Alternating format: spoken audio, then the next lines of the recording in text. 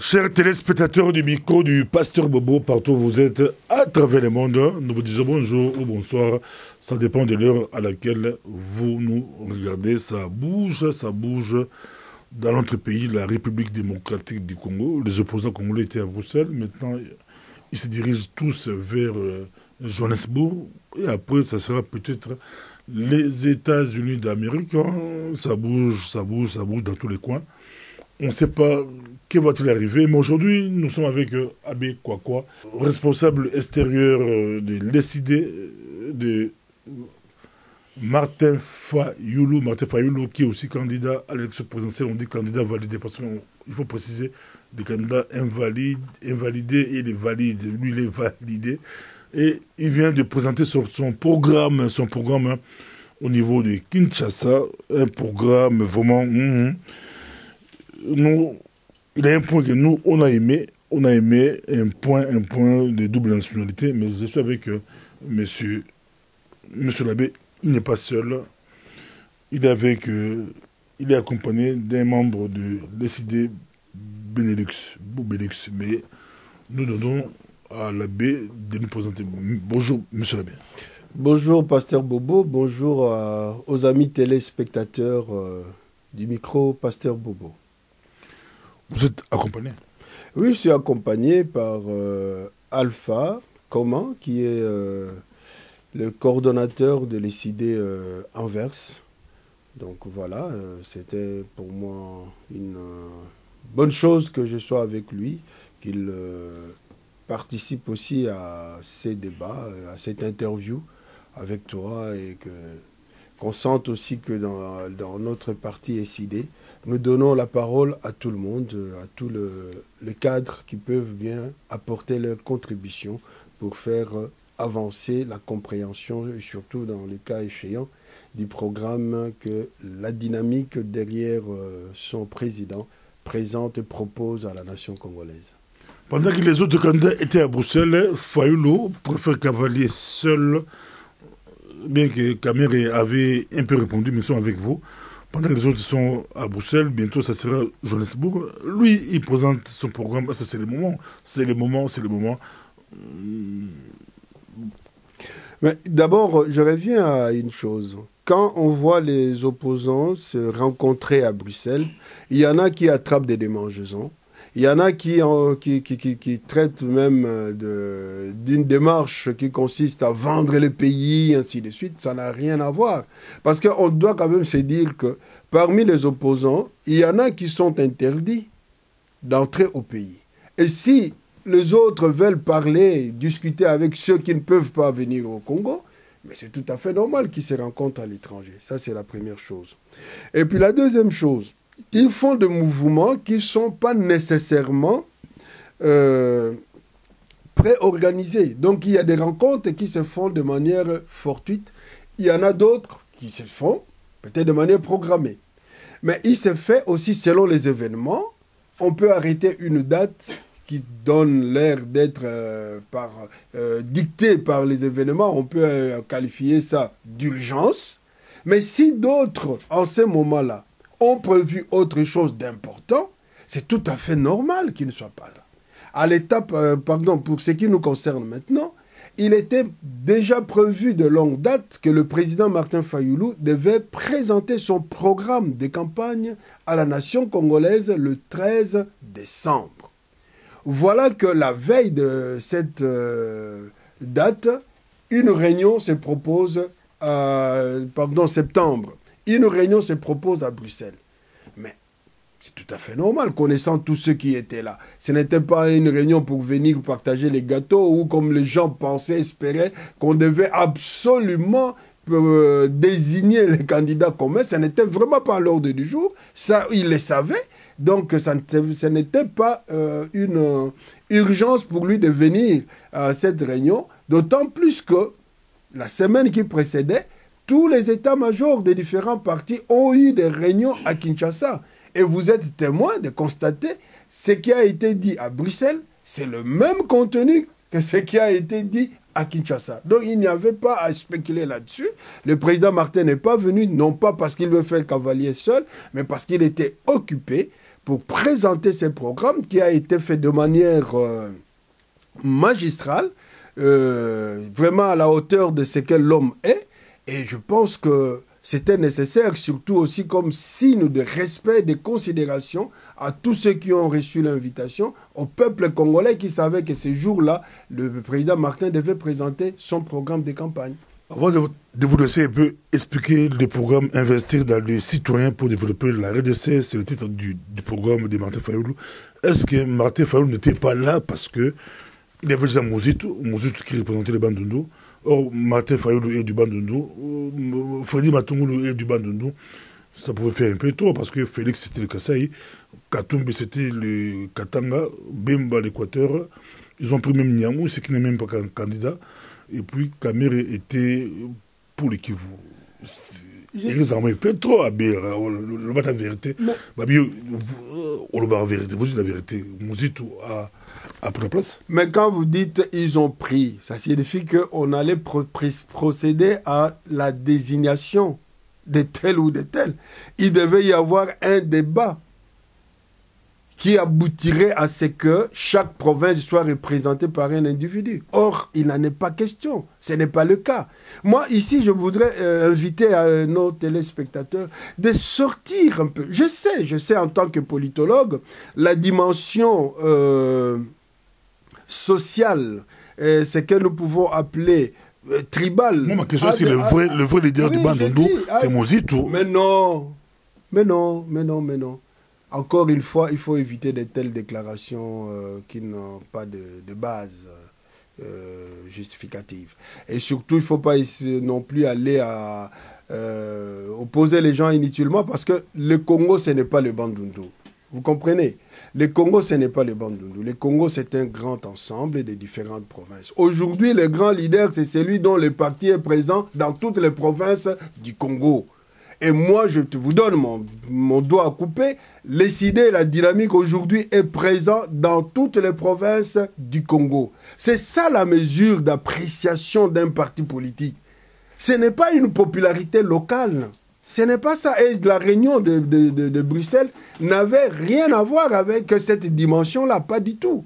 Même si, comme je voulais le dire, l'aspect sociologique intervient aussi dans l'élection ou le choix des leaders politiques, mais nous le savons très bien, personne ne peut être élu qu'à partir de la base, de sa base, je ne sais pas, ethnique, tribale, régionale ou quoi que sais-je moi. L'élection, elle a une dimension du pays dans son ensemble et l'élection doit donc tenir compte de la présence de ces partis politiques à travers la République et du fait que l'homme lui-même est connu aussi à travers toute la République. C'est tout simplement ça. Mais aujourd'hui, on nous pousse, parce que la situation est celle-là, une situation de gestion malheureuse, une situation de gestion sélective, une situation de gestion antidémocratique, on nous pousse en tant qu'opposition d'avoir un candidat commun.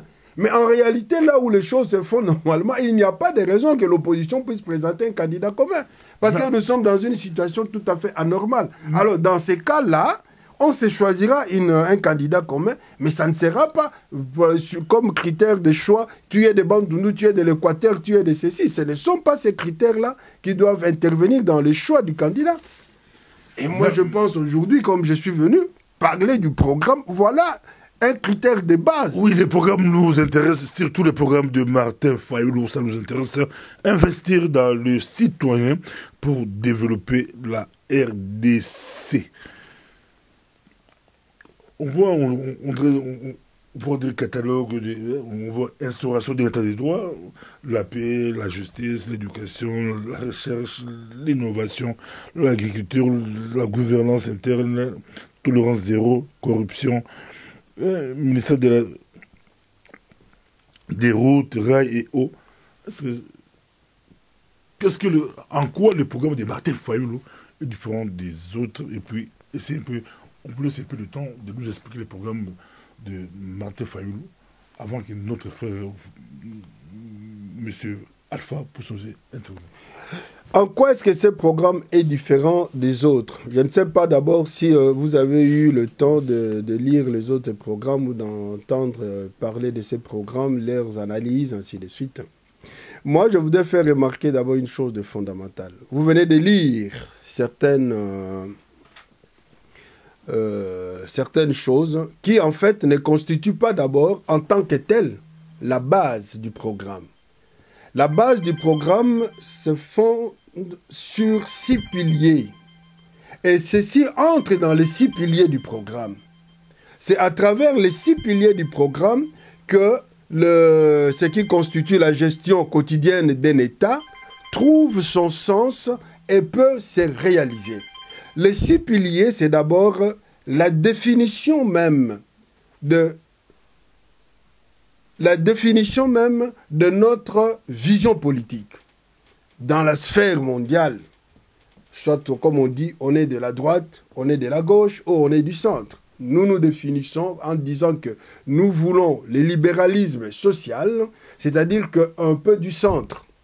Nous voulons bien que l'action individuelle dans l'économie, évidemment, puisse être respectée, mais que l'État puisse savoir aussi réguler pour éviter justement des dérapages, pour éviter ce qu'on appelle aujourd'hui le capitalisme à outrance, le capitalisme sauvage.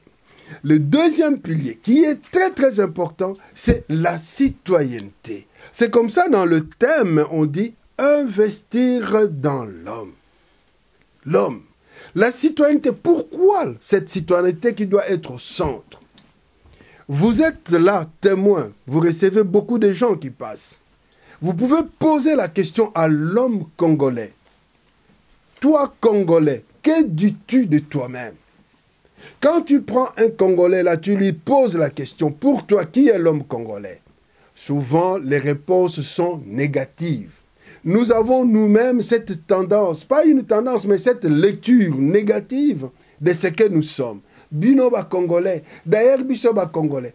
Et quand tu regardes alors dans le pays même la gestion de la chose commune, quand tu regardes le comportement de l'homme, tu te dis mais ça laisse à désirer.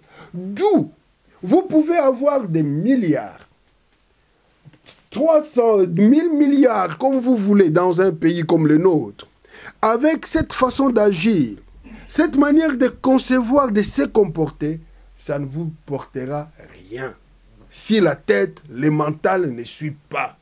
C'est comme ça que nous nous focalisons aujourd'hui à mettre l'accent sur la citoyenneté. L'apprentissage de la citoyenneté, c'est-à-dire revaloriser d'abord l'homme dans ce qu'il est, qu'il prenne conscience que l'homme en tant que tel est le moteur, bien sûr, de la transformation, mais il faut qu'il prenne conscience pour qu'il puisse se mettre au travail. Or, pour le devenir, il faut qu'il y ait des valeurs. Il faut que l'homme respecte des valeurs.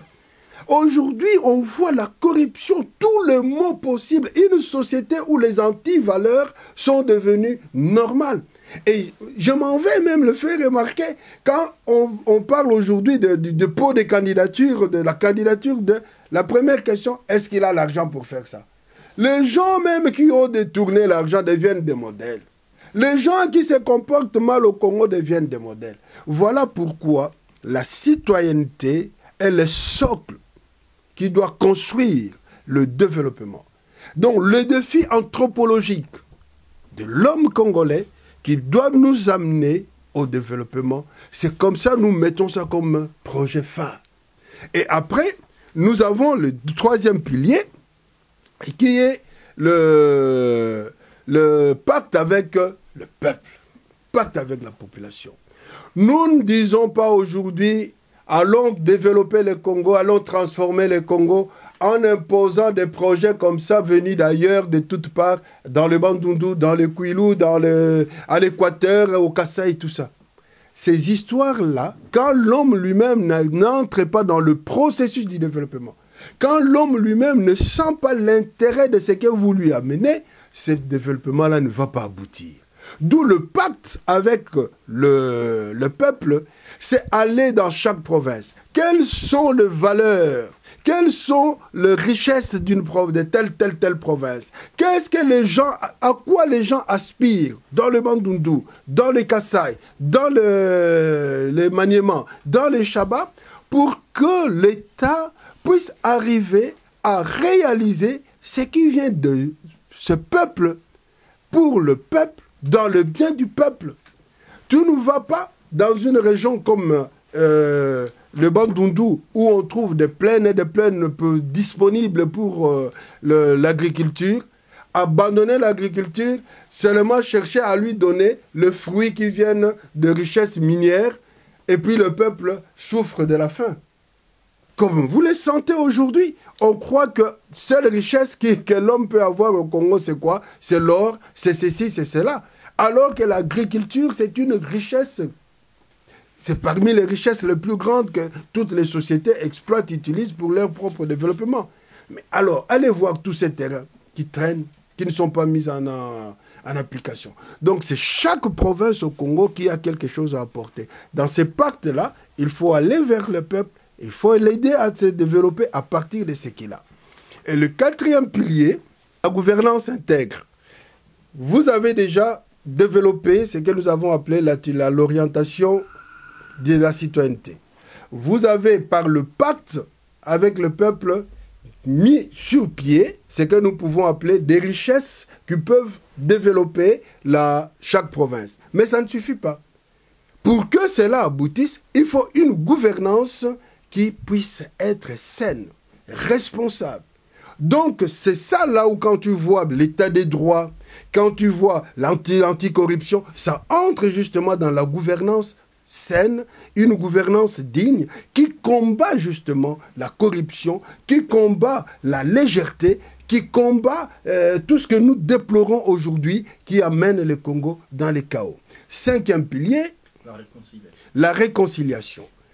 Nous l'avons vécu, beaucoup d'années de guerre, de tensions, entre le peuple congolais. Entre nous. Entre nous d'abord. Pas les voisins. Entre nous d'abord.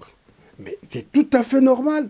Vivant dans une entité régionale, nous devons sortir aussi de notre pays pour pouvoir nous réconcilier avec tous les voisins et avec le monde. Avec le monde. Donc, mais pour aller d'abord se réconcilier avec l'étranger, il faut d'abord que nous nous réconcilions entre nous.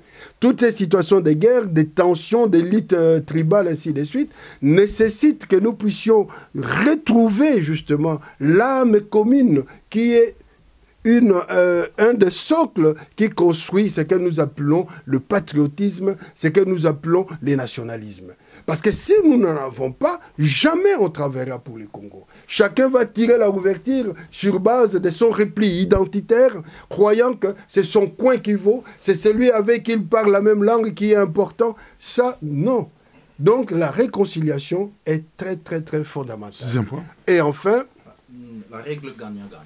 La règle gagnant-gagnant, ça c'est dans l'économie avec l'extérieur surtout, les pays qui viennent investir chez nous. La démagogie, c'est pas de la démagogie. Ce n'est pas de la démagogie. Qu'est-ce que ça signifie quand nous disons gagnant-gagnant?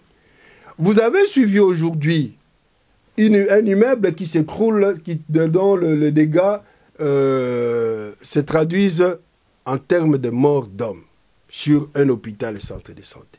Et ceux qui ont fait ça, comme si de rien n'était, des intouchables. Ça signifie que ces gens qui viennent au Congo, qui viennent investir au Congo, qui deviennent beaucoup plus importants que les Congolais, ne peuvent plus être acceptés. Quand nous parlons de la règle gagnant-gagnant, ça ne signifie pas l'égalité dans la répartition. Si celui qui vient investir, par exemple, exploiter un terrain minier, apporte 10 milliards, par exemple, de dollars, qu'il exploite pour pouvoir, parce que les matières qui sont là dans l'état de nature doivent être revalorisées par l'exploitation de machines, ainsi de suite, un investissement qui est quand même coûteux. Mais pourvu que cette entreprise, sachant que ce qu'il exploite, même s'il a apporté des capitaux, ce qu'il exploite appartient à un peuple, à une nation. Donc, comme nous l'avons connu, de manière de signer des pactes qui ont été traités de léonins, nous refusons cela. Il faudrait que cela soit équitable dans le sens où on ne peut pas accepter que nous soyons roulés. On ne peut pas accepter qu'il y en a qui viennent travailler au Congo, qui gagnent plus et le Congo n'en profite pas, qui ne payent même pas de taxes.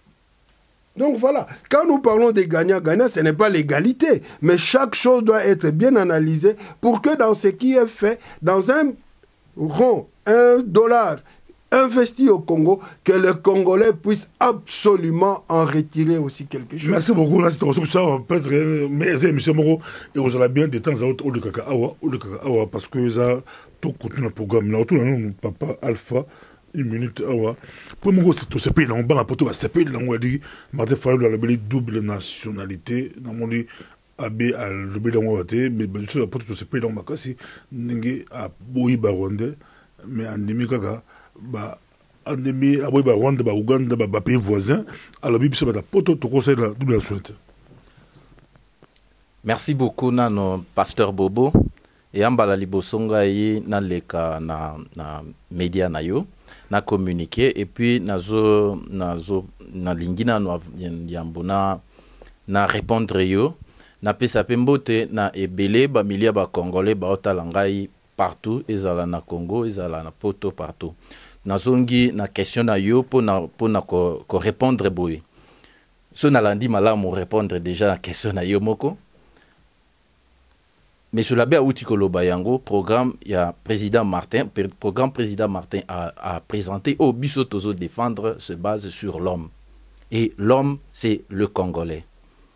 Les loyo ba o baza na place bandimi kopesa outi koloba yango ba Rwandais, ba Tanzaniens, bandimi ba koma ba Congolais, ba postuler sans inquiétude et ba Congolais au biso tozali na ba koko na biso bazali ba Congolais, miku ya ba koko na biso ezali ba boyike biso tozonga.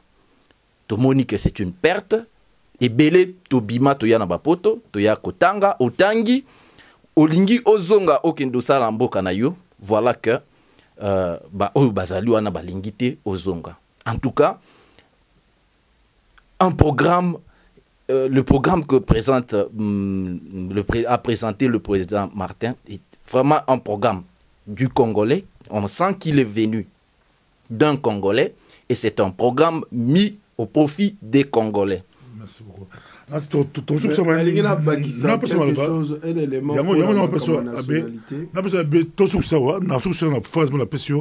Tout le monde va programme baninga 100 milliards, 85 milliards, 86 milliards, 114 milliards. Martin Fayou a chef combien? Martin a payé 690 milliards pour les 5 ans, donc en raison de 38 milliards chaque année. Et à la kisi mbongo wana ekoutawapi. Et yango ngape nazo ka mwata nazo la même na ba réseaux sociaux, batumsu ba osa lokola bazo chola. Et pourtant Tozana pembeni na biso mboka lokola Angola. Angola est arrivé à maximiser 50 milliards chaque année. Il y a budget nae. Mais le Congo a des richesses beaucoup plus que l'Angola. Et quand le président Martin présente il y a un projet, il y a 38 milliards, j'entends les gens, oh, voilà, mais c'est normal. Voilà une sous-estimation, il y a Congolais, il y a Moko par rapport à Mboka Naye. On dirait que Mboka Nabiso, le loyo. C'est parce qu'on n'est pas discipliné. Parce qu'il y a une corruption telle que Mbongo, ils n'a pas poche à battre. On lui est côte à l'État. Parce qu'il n'y a pas une ordonnancement, il y a une recette union sur Oyo et Sengeli comme Memamboka Liboso. Et le président Martin a lobé bien que, justement, pour pouvoir en arriver là, il y a un problème à citoyenneté. Il y a un route à Bimisi. Quelle est sa foi? Quelle est ma conviction? Tout ce qu'il a pu mettre d'abord en avant coup de programme, les valeurs qu'il anime. Ba valeur oyo azo salela oyo biso pe ton dimi ton monique il y a solo pomboka ikende liboso. Monsieur Labé, tout ça c'est double nationalité. Ma double nationalité. Pourquoi est-ce qu'il faut comprendre pourquoi est-ce que le programme il y a président Martin et lobby sauf ba pays limitrophes. On doit se poser la question. C'est ça que tos lingi ba pays limitrophes. Mais histoire oyo ya biso récente na ba pays limitrophes ezo memela biso mobulu mingi na kati ya mboka.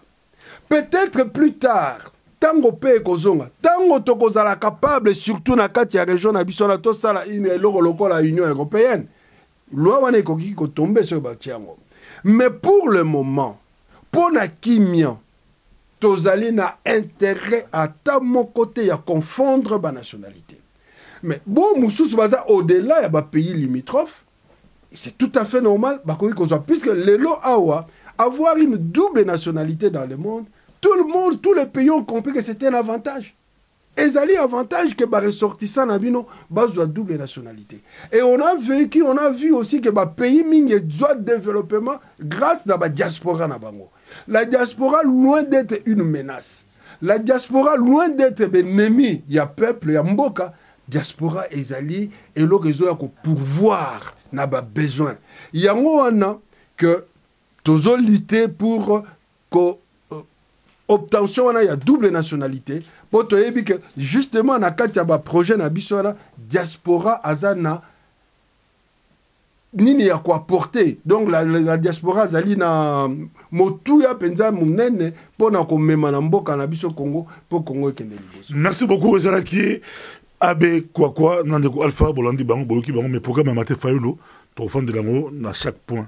Merci de ton prochainement. Merci.